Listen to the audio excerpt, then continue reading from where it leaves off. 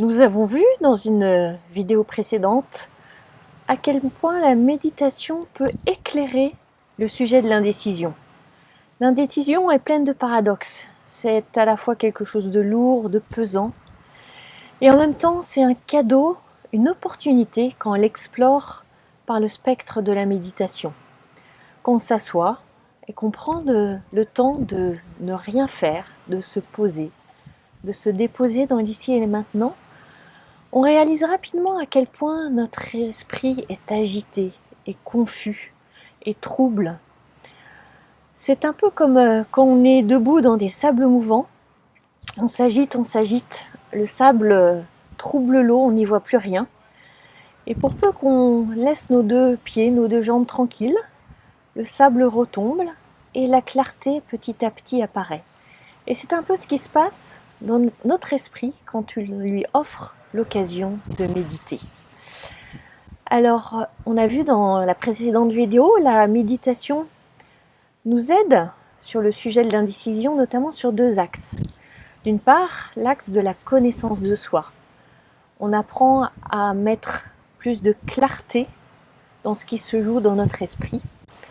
On apprend à laisser les émotions intenses s'apaiser doucement, à décoder tous nos schémas habituels, les sillons dans lesquels nous sommes et selon lesquels nous prenons sans cesse nos décisions.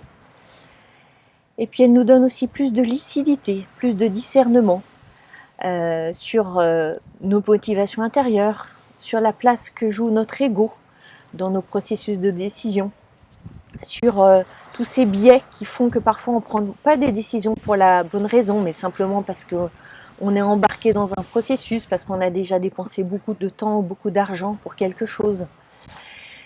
Et la méditation nous aide aussi sur une voie qui est pour moi très très précieuse.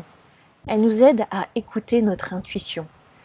Cette voix de sagesse, cette petite voix intérieure qui est toujours là, à chuchoter, à murmurer.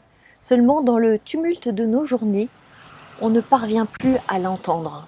Et pourtant, on peut avoir confiance. Elle est toujours là, enfouie en profondeur, comme un trésor qui ne demande qu'à être ouvert, qu'à être redécouvert. L'intuition, comment se manifeste-t-elle? Par des images, par des ressentis, par des mots, des sons.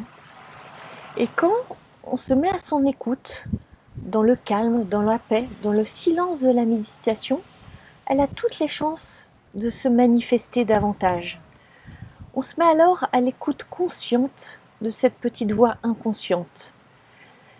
Comment savoir si c'est l'intuition, si c'est cette voix de sagesse qui nous parle?